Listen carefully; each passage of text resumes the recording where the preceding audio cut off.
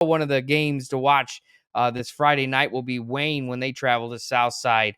And we're pleased to bring on right now one of the star players for the Wayne Generals, Jacob Sharin Jr.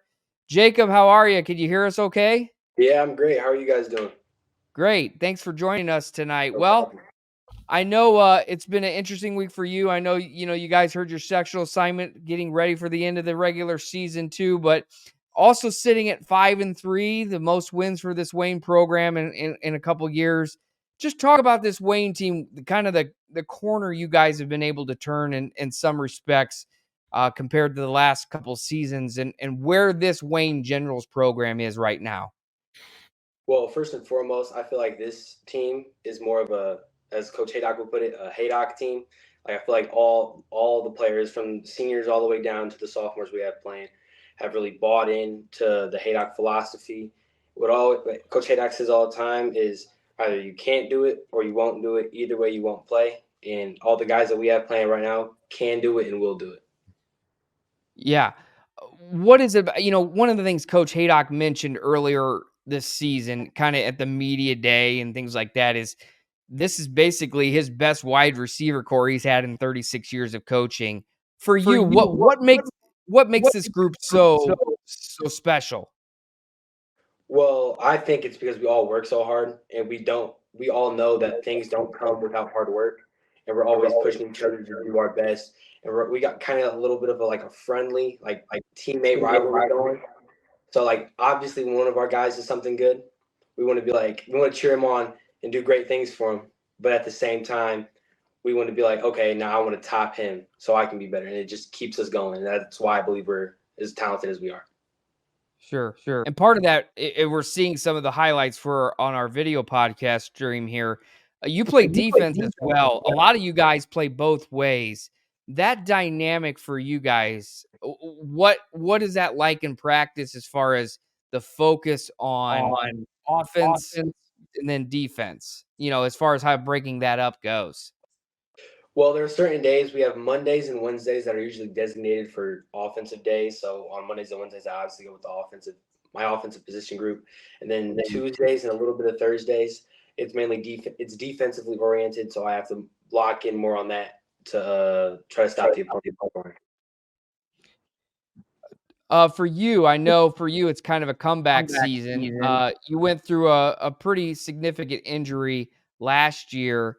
Talk about that bounce back, the work that you've put in off season. I know you're a track star too at Wayne, an SAC champion in the hurdles, and I know that kind That of kind of complicated some things there as far as getting back into the scene. You're 100% healthy now, but just talk about the work that you've put in to get to bounce back from that devastating injury a year ago.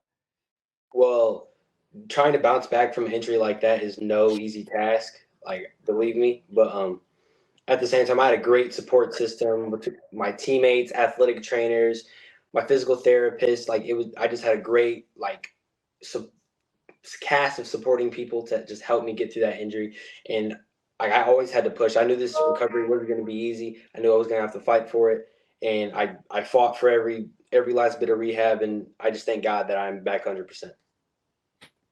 Yeah, Jacob, talk a little bit about your 1-2 punch with Harold Mack, as you guys are both, pretty dominant wide receivers when you have both of you on the field. Do you feel like if one is getting the extra coverage, that you feel like the other one can be the guy that gets open? Oh, 100%. Yeah, I feel like me and Mac are both very talented, but the same goes for our other two wide receivers. If they're trying to key in on me and Mac, we got Deontay and Keyshawn wide open on either side. Yeah, and this year the new dynamic that Coach Haydock kind of turned over the offense to his son, entered because of Coach Haydock wanting to take more of the defensive responsibilities. Overall, do you think that's helped your team this year? I feel like, yeah, because Coach Haydock can focus more on one thing than the other, and he has more people that he can trust to get certain things done. Because we obviously need offense to score points so we can win the game, and we also need a defense to stop the other team from scoring so we can win the game. But yeah, Coach Bo, which is Coach Haydock's son, he's a great coach. He's so smart. He'll draw up stuff that I could have never thought of ever in a million years. So it just shows us like how smart Coach Bo really is. Did we lose him? He might. Yeah, it Yeah, it looks looks like like it he froze froze there up. too. He might join us here in just a second here, but you know, Coach, another thing too, and is his ability. He's added some of the running game as well.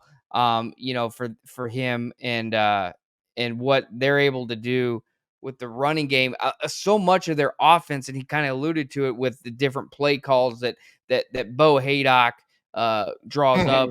Sherwood's son, the new offensive coordinator.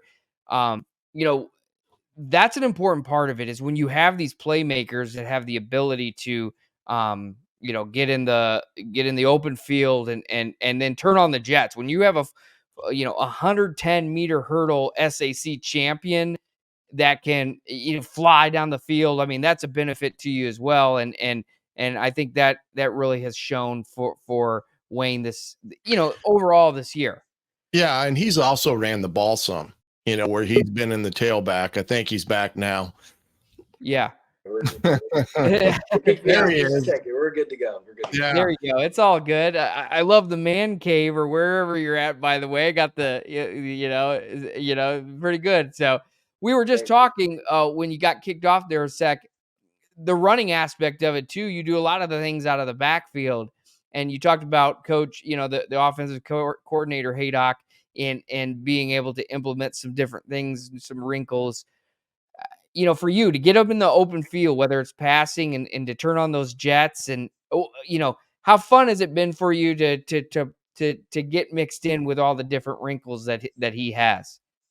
It's definitely a lot of fun, but it's also a lot of hard work because I know with me being the athlete that I am, they're going to demand a lot out of me, which I don't think if they ask me to jump, I just say how high. I don't really think there's a task that they throw at me that I won't be able to handle.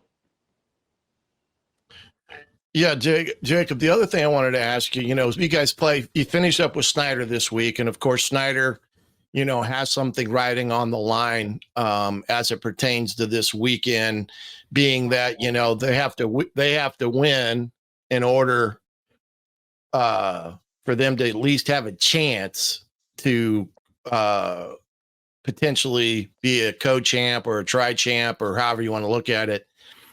How's it feel like going into this last game, kind of having a little bit of a spoiler effect in that if you guys can beat Snyder Friday night, that would keep them out of being a co-champ or a tri-champ in the Summit Athletic Conference? Well, Snyder, obviously a traditionally great program. They have some dogs over there. It's not going to be an easy task by any means, but I feel like Coach Haydock is going to prepare us enough to go in there and have a fighting chance of beating them and knocking them off. What do you think? What have you learned, or what do you know about Snyder thus far? They're just a good team. They're really good defensively. They're great at running the ball. I think they're one of the leaders in the SAC in rushing yards. They just got some dogs over there from Kieron Billingsley to Uriah Buchanan, Brandon Logan. They just have some dogs over there. The history of this program, you're a junior. You've been in this 3 years. Talk about the growth long term of Wayne football. I think, I see it every week. The teams that go into like the elementary schools and high five the kids coming in, and it seems like, I think Woodland did it one week, and I saw Southside was out one day. But it seems like for you guys, we're like kind of the originators of that, at least this year.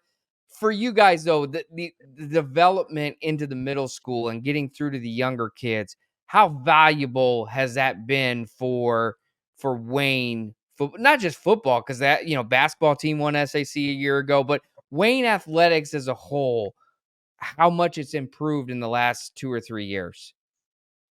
Well, obviously, the youth are the leaders of tomorrow, and we need to encourage them to come out and do extracurricular activities in middle school, high school, so on and so forth for the rest of their lives. And a good way to do that is just going to them and just being like, hey, how's your day going? Good morning. Let's have a great day. Let's have an awesome Friday, because we go to their school on game days.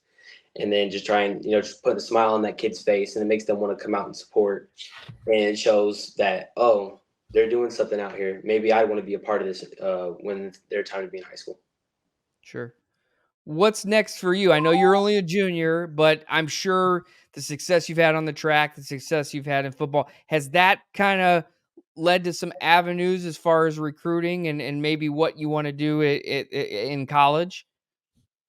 Yeah, a little bit. I've had some schools talk to me, like Western Michigan. I went to Ball State camp over the summer. I got Robert Morris University. They just reached out to me today. So definitely some things have been opening up for me, but at the same time, I'm not too worried about my recruitment yet. I'm just focused on trying to bring back some hardware for my school. Sure. Well, it's definitely been a great season for the Wayne Generals, sitting at 5-3. I think the most wins probably since 2017, so for 6 years, with some games to play. Obviously, you guys play Snyder on Friday, and then it's looking ahead to sectionals where you guys draw Bishop Dwenger, and that and an opportunity to continue the season as well there throughout October and maybe even into November. And then track season right around the corner and all of that. So real quick, what events do you do in track?